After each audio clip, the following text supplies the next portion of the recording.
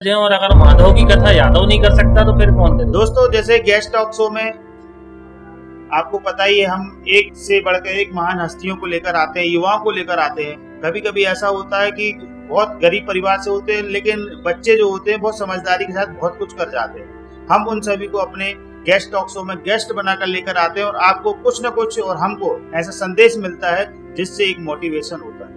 तो आज हमारे बीच में शशांक यादव जी अखिल भारतवर्षीय यादव महासभा के युवा जिला अध्यक्ष हैं। और समाज का अर्थ ये नहीं होता कि वो यादव है तो सिर्फ यादव के लिए, सभी के लिए समान रूप से सेवा का भाव रखते हैं और स्वयं एक बिल्डर हैं। शशांक यादव जी, आपका स्वागत है गेस्ट टॉक शो में। कहना चाहिए कि कार्य क्षेत्र भी यही है, जन्मभूमि भी यही है, कर्म भूमि भी यही है। तो थोड़ा सा आप अपने बारे में बताएं।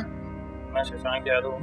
मेरा जन्म जबलपुर में संस्कारधानी में ही हुआ है और आप बिल्कुल जैसा कि आपने कहा, ये मेरी कर्म भूमि भी है और जन्म। शशांक यादव जी, जैसे आप एक बिल्डर हैं, बिल्डर का मतलब ये होता है कि दिन भर व्यस्त रहना, लगभग यही होता है। तो आप समाज के लिए कैसे समय निकाल पाते हैं? समय तो निकालना पड़ता है। अगर आपको किसी को सोशल वर्क करना है और किसी को उससे अटैचमेंट है, आपको लगाव है किसी की मदद करने का, तो समय निकालना पड़ता है। जब कभी जहाँ जरूरत पड़ती है तो उस समय के अनुसार अपन पहुँच जाते हैं। ऐसा तो होता नहीं कि आप फ्री होते होंगे, दिन भर कहीं न कहीं काम में व्यस्त होते होंगे। यदि आपके पास किसी का कॉल आ जाता होगा तो आप कैसे मदद करने के लिए अपना काम छोड़कर जाते होंगे या कैसे मैनेज करते हैं? काम मैनेज करके जाना पड़ता है किसी न किसी को। हालांकि काम अपना ऐसा है कि काम चलता रहता है, देख देख का काम रहता है, लेकिन फिर भी अपन वहाँ पहुँच जाते हैं समय। तो अखिल भारतवर्षीय यादव महासभा में जिला अध्यक्ष का पद लगभग कितने वर्ष हो गए आपको संभालते हुए? ये मेरे को लगभग 4 वर्ष हो गए हैं जिला अध्यक्ष के पद पे, युवा अध्यक्ष के पद पे रहते हुए। इससे पहले भी समाज से मैं लगातार जुड़ा रहा हूँ और समाज से जुड़े हुए, मतलब समाज में तो पैदा ही हुआ हूँ जी, तो बचपन से ही जुड़े हैं, लेकिन संगठन से जुड़े हुए लगभग मेरे को 12 से 15 साल। तो ये जो आप मदद करते हैं, तो क्या जो यादव संगठन है तो सिर्फ यादव की मदद करते हैं या किसी भी जाति धर्म के लोगों की मदद करते हैं? एक्चुअली संगठन तो ये यादवों का है, लेकिन मदद हम हर किसी की कर पाते हैं कि जिसको जैसी जरूरत होती है, जैसी उसके हिसाब से हम वहाँ पहुँच जाते हैं और जैसी मदद मिल पड़ती है, हमारा संगठन हमेशा तत्पर रहता है। ऐसा कोई आपका वाक्य हो जो शेयर करना चाहते हैं? कि कई बार ऐसी स्थिति होती है, जैसे कि मैं आपको बताऊं, सबसे महत्वपूर्ण काम जो हमारा संगठन करता है वो रक्तदान शिविर का करता है जी। हम जो बहुत ग्रामीण अंचलों में सबसे ज्यादा रक्तदान का अभाव रहा है, उनके मन में विचार आता है कि रक्तदान करने से कुछ ना कुछ बीमारियां होती हैं, कमजोरी आती है।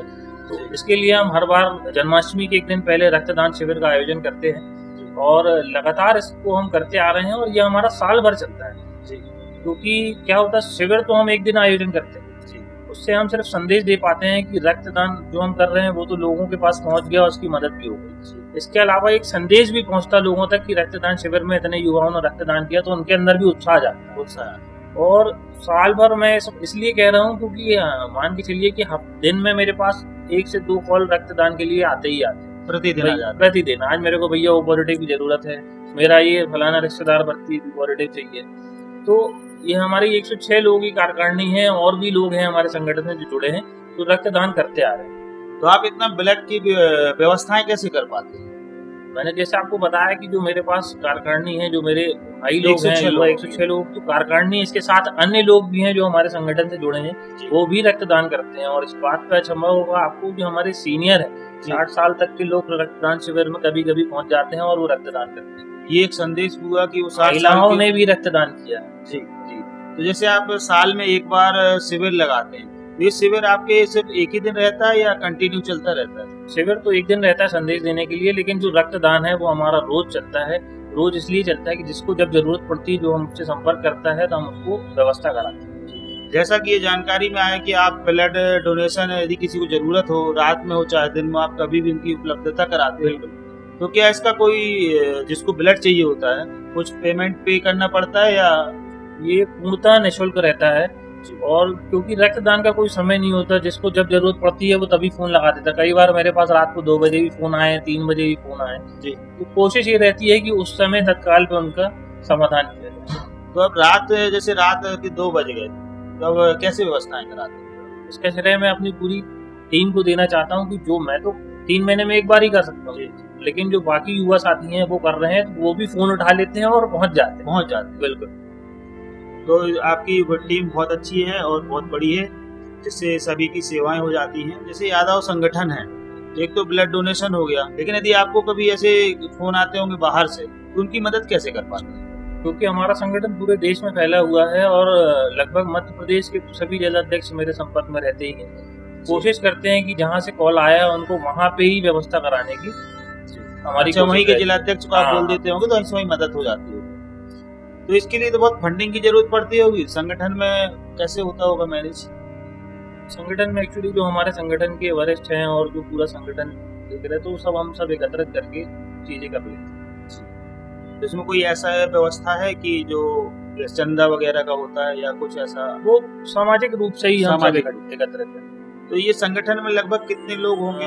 लोग तो जो पदाधिकारी होते हैं। पदाधिकारी तो हमारी हर विंग है, जैसे युवा विंग है, महिला विंग है और जो हमारे वरिष्ठ हैं उनकी विंग है। हर लोगों की मतलब हर अध्यक्षों की अलग अलग कार्यकारिणी है। और इसके अलावा भी कई लोग ऐसे हैं जो हमारे समाज से जुड़े हुए हैं, वो भी संगठन से जुड़े हैं, बिना पद के बिना लाभ के कोई काम कर रहे हैं, वो भी इसमें जुड़े हुए हैं। तो थोड़ा सा आप अपने बारे में बताएं। एक्चुअली मेरा कंस्ट्रक्शन का काम है, प्लॉट पे मकान बनाकर देना एक बहुत ही, मैं मानता हूँ कि भावनात्मक काम है। लोग जब मकान लेते हैं तो या घर लेते हैं तो वो एक बार ही लेते हैं, एक बार ही। तो हर चीज का उसमें ध्यान रखते हुए मैं वो बनाता हूँ। प्लॉट मतलब किसी का प्लॉट हो या अपन प्लॉट लेके बना? प्लॉट लेके बना, अपन प्लॉट लेके बनाकर बेचते हैं। तो दोस्तों ये भी एक फायदे की बात है। गेस्ट टॉक्सो के जरिए आपको एक बिल्डर भी मिल गया। यदि आपको भी कभी जरूरत पड़े तो इनसे संपर्क कर सकते हैं। और खास तौर पे ब्लड के लिए, क्योंकि ब्लड एक ऐसी आवश्यकता है कि हर कोई, जैसे इनके साथी फोन उठा लेते, शायद मैं फोन ना उठा पाऊं, लेकिन इनके जो साथी इतने एक्टिव हैं और ईमानदारी से अपना फर्ज अदा कर रहे हैं कि 2 बजे रात में भी फोन लगाते हैं तो ब्लड देने पहुंच जाते हैं। शायद वो ये ना पूछते होंगे कि भैया किसको देना है। नहीं, क्योंकि क्या होता है, जब रक्तदान के लिए फोन आता है जी, तो अगर सामने वाला कौन है, कभी कभी हमको तो ये भी नहीं पता होता है जी। तो हम ये थोड़ी पूछेंगे कि आप कौन बोल रहे हो, क्या नाम है जी।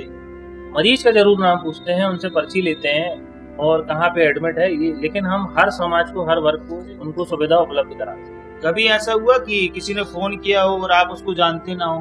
बहुत बार, मैक्सिमम बार यही होता है, क्योंकि हमें हर किसी को तो नहीं जान सकते, लेकिन मैक्सिमम बार ऐसा हो जाता है कि सामने वाला व्यक्ति फोन कर रहा है कि भैया मेरे को कहीं से नंबर मिला है और मेरे को ब्लड की जरूरत है, आप मदद कर सकते हैं। तो बिल्कुल, जो अगर कोशिश होती है कि उनकी मदद कर सकते, और ईश्वर की कृपा से आप उसमें खरे भी होता है। जैसा अभी एक वाक्य कांड जो भी कह सकते हैं, देखिए इटावा में जो यादव समाज का भागवत कहते थे, भागवताचार्य थे, उनकी चोटी काट दी गई। क्या संदेश देना चाहते हैं? बहुत अच्छा मुद्दा छेड़ा आपने, और मैं समझता हूँ उसमें अपन को संपूर्ण समाज को नहीं लाना चाहिए जी, क्योंकि जिसने भी ऐसा कृत्य किया है वो आपराधिक मानसिकता का ही होगा जो इतना घिनौना कृत्य करेगा जी, कि उनका मुंडन करके और मूत्र विसर्जन या मूत्र छिड़काव जो भी किया उसने, वो बहुत ही घिनौना कार्य था। अगर उनको लगता था कि उसने गलती की है, आप कानून व्यवस्था के हिसाब से चलते, संविधान के हिसाब से चलते, FIR करते, उसके समर्थन में लोग आते। लेकिन आपने जो किया है वो घिनौना कृत्य है और वो कड़ी से कड़ी कार्रवाई होनी चाहिए।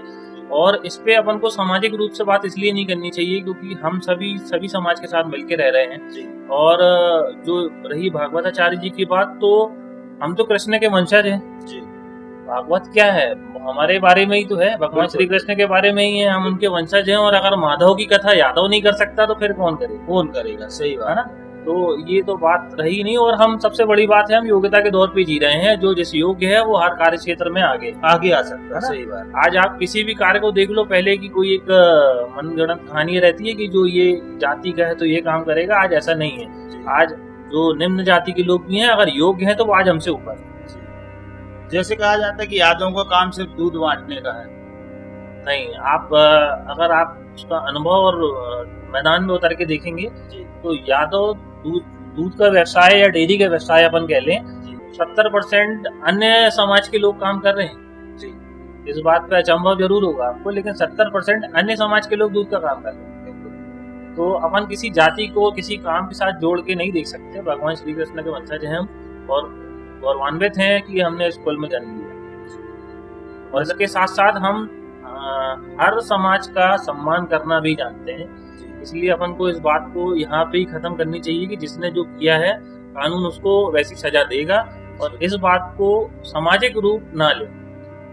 ये है कि सभी ब्राह्मण ऐसे नहीं होते। जिन नहीं। ब्राह्मणों ने ये किया है उनको उचित सजा मिलना चाहिए, बिल्कुल। और उन्होंने गलत किया है, और इसका अधिकार सभी को अपने अपने पास है। ब्राह्मण ने यदि कथा पढ़ ली है, बांचने लायक है, तो वो भी बांच सकता है। यादव को यदि उसका ज्ञान है तो वो भी बांच सकता है, कोई भी बांच सकता बिल्कुल, है। साधु संत की कोई जात नहीं जात होती, नहीं होती। हमने जैसा हमेशा सुना ही है। जी।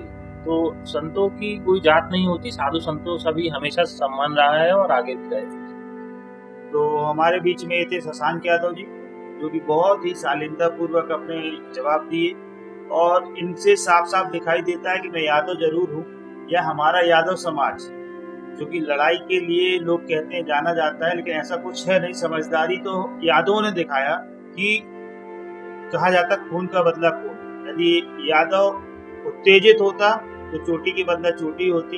ये किसी ने नहीं किया है।